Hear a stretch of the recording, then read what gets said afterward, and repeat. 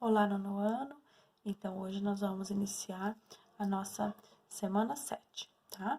Então, a nossa trilha da aprendizagem, então, ela traz aqui na semana 7 5 aulas, né? Aula 31, 32, 33, 34 e 35, né? Então, aqui hoje nós vamos falar, então, de circunferência e posições relativas de uma reta e uma circunferência, ok? Então, nós vamos lá para nossa aula, então, de número 31, para a gente acompanhar algumas considerações que nós temos aqui. Então, assim, iniciaremos nessa primeira aula dessa semana o estudo sobre circunferência e posição relativas de reta. Então, a gente precisa relembrar, então, algumas coisas, tá?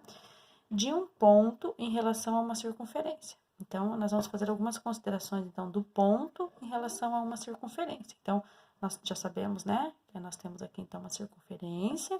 Esse pontinho, então, aqui é o centro dela, ok? Então, o que nós podemos dizer desse ponto C que foi colocado aqui?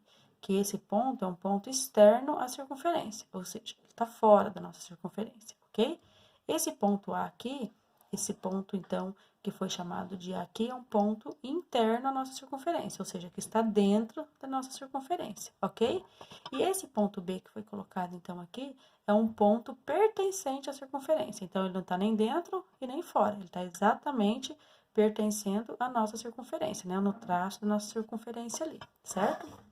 E aqui, então, nós vamos fazer algumas considerações da reta em relação, então, a uma circunferência, tá? Então, nós temos aqui a circunferência. Essa reta aqui, ó, ela não tá tocando a minha circunferência em lugar algum. Então, ela é uma reta externa ou exterior. Essa outra reta aqui, ó, se vocês observarem que a nossa reta T, ela toca, né, somente a bordazinha aqui da nossa circunferência. Então, essa aqui é uma reta tangente. Então, a reta tangente, ela não fica nem pro lado de dentro, nem pro lado de fora. Ela toca a extremidade aqui da nossa circunferência, tá? E a reta secante é essa reta, então, que vai cortar a nossa circunferência, né? Então, ela vai ter um pedacinho dela aqui que vai passar pelo lado de dentro da nossa circunferência. Então, reta secante, reta externa e reta tangente, ok? Então, nós vamos passar para a próxima página. E aqui, então, nós temos a propriedade da reta secante, tá? Então, a gente já sabe que a reta secante é aquela reta que passa, né, por dentro da circunferência e ela vai cortar nossa circunferência em dois pontos aqui, né? Aqui foi assinalado de A e de B. Então, toda reta que é perpendicular, ou seja, né? Até coloquei aqui uma observaçãozinha, ó, que forma um ângulo de 90 graus. Então, essa palavrinha perpendicular sempre vai nos remeter, então, à ideia do ângulo de 90 graus. Então, toda reta é perpendicular a uma secante e passa pelo centro da circunferência, cruza o ponto médio da corda determinada pela secante. Então, a corda, a gente já sabe que é esse pedacinho aqui, ok? Então, a reta, ela vai formar, então, um ângulo de 90 graus, aqui a essa reta secante que corta a nossa circunferência, certo? Então, essa reta, né, ela vai passar pelo centro aqui, ok? Então, ela é aqui, né, se a gente fosse pensar aqui lá nos elementos básicos aqui, nós teríamos, então, o nosso diâmetro, né, que vai de um lado ao outro, passando pelo centro da nossa circunferência, ok? E daí nós temos a propriedade da reta tangente também. Toda reta tangente é perpendicular, olha aqui de novo, né? Ela forma, então, um ângulo de 90 graus ao raio da circunferência no ponto de tangência, ou seja, aqui onde ela encosta na circunferência, né, se a gente traçar aqui o raio, a gente vai ter, então, um ângulo de 90 graus, ok? Então, aqui, nós temos um exemplo, né, mais adiante aqui, que diz assim, ó. Na figura, a reta R, qual que é a reta R? Essa reta aqui, tá? A reta R é tangente à circunferência, então, ela passa aqui, ó, ela vai tangenciar a nossa circunferência aqui, certo?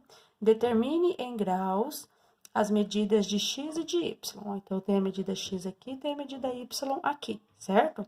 Então, ó, aqui, nós sabemos, então, né, que nós temos a reta tangente, certo? Aí, aqui, nós temos, então, né, o traçado de outras duas retas que passam ali pelo centro, onde está assinalados, então, os nossos outros ângulos aqui. Então, nós já sabemos que x é igual a 90. Ah, por que, professor, então, que x é igual a 90? Por essa propriedade que eu acabei de falar para vocês ali, porque o ângulo formado entre o raio de uma circunferência e a reta tangente, que era essa propriedade aqui, ela sempre vai formar um ângulo de 90 graus. Então, esse ângulozinho aqui de x aqui vai ser igual a 90, certo? Então, esse x aqui vale 90 graus, certo? Pela propriedade da tangente, tá? Que é sempre o ponto onde ela vai tangenciar, que o raio tangencia a nossa reta tangente, sempre vai formar um ângulo de 90 graus. E quanto, então, que vai valer o meu y? Então, aqui nós vamos voltar lá, né? Lembrar que aqui nós temos, então, um triângulo. A soma dos ângulos internos de um triângulo é 180. Então, se eu somar 90 mais 30, então, 90 mais 30, eu vou ter 120. Quer dizer que se aqui eu já tenho 120, aqui, então, eu vou ter uma diferença de 180 para 120, então, 60 graus. Então, esse ângulo aqui mede 60 graus.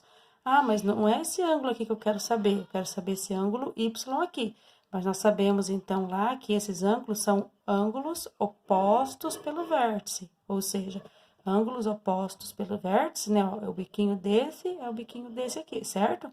Então, esse ângulo tem o mesmo valor desse aqui. Então, nós podemos dizer, então, que o nosso Y é igual a 60, certo? Então, o nosso X vale 90 pela propriedade da reta tangente e o nosso Y vale 60, né? Porque ele é oposto pelo vértice desse ângulo aqui, então, que nós achamos que era 60, certo? Então, esse exercício aqui é um exercício que nós temos resolvido, então, aqui na nossa trilha.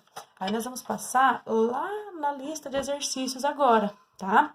Aqui nessa lista de exercício, nós vamos, então, lembrar que nós temos os exercícios da aula 31, tá? Então, aqui nós temos 2 exercícios para nós fazermos. Então, nós temos lá o primeiro exercício, ó. As rodas de um automóvel têm 32 centímetros de raio. Que distância percorreu o automóvel depois que cada roda deu 8.000 voltas? Então, assim, eu já sei que para eu calcular o comprimento da minha circunferência, eu tenho que fazer 2 vezes o valor do π vezes o valor do raio. Então, eu vou achar aqui que o meu comprimento vai ser 2 vezes o π, que é 3,14, vezes o raio, que é 32. Então, vocês vão fazer esse cálculo aqui, né? Aí, depois, lá no final, o valor que vocês acharem, esse comprimento aqui é o comprimento de uma volta. Nós vamos ter que multiplicar por 8.000. Quando eu chegar lá no final, então, eu multiplico por 8.000, aí eu vou achar a minha resposta em centímetros. Achada a minha resposta em centímetros, eu preciso, então, fazer a divisão por 100, certo?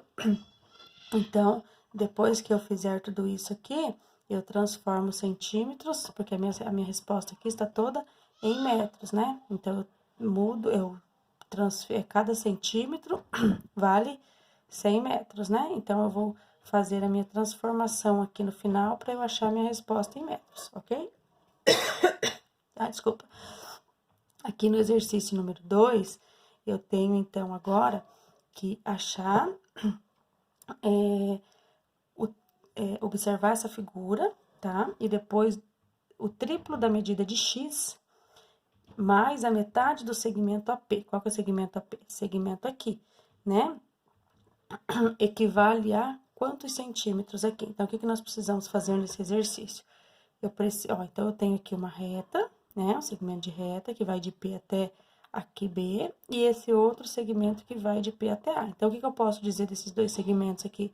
Eu posso dizer que 5 terços de x mais 10 é igual a 4x mais 3, né? São dois segmentos que são iguais. Então, primeiro eu preciso descobrir o valor de x. Então, o que eu faço? 5 terços de x, passo 4x aqui junto com esse que tem x. 3, esse 10 que é positivo, passa para cá negativo.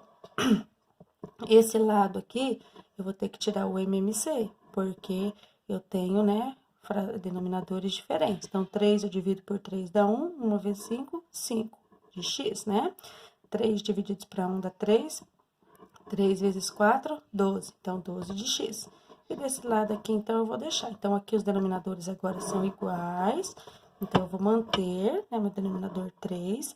5x, eu tiro 12x, vou ficar com menos 7x, que é igual, 3 tiro 10, também vou ficar com 7. Esse 3, então, aqui, eu posso aplicar, né, multiplicação cruzada aqui. Então, eu faço menos 7x é igual a menos 21. Então, x é igual a menos 21 divididos por menos 7. Então, x vai ser igual a 3. Esse é o valor do meu resultado? Não, porque diz assim, o triplo da medida de x. Qual que é o triplo de x? Se o x vale 3, o triplo vale 9. Mais a metade do segmento AP. Então, o segmento AP é esse segmento aqui. Quanto vale esse segmento? Ó, é 4 vezes o x. 4 vezes 3. 4 vezes 3 é 12. Mais 3 é 15. Só que é a metade do segmento. Então, 15 dividido por 2. Então, vai ser 9 mais 7,5. 9 mais 7,5, então eu vou ter 16,5 de centímetros, então, como resposta nesse exercício aqui, ok? Então, vocês só finalizam, então, o primeiro aqui, e a aula 31, então, fica concluída, ok?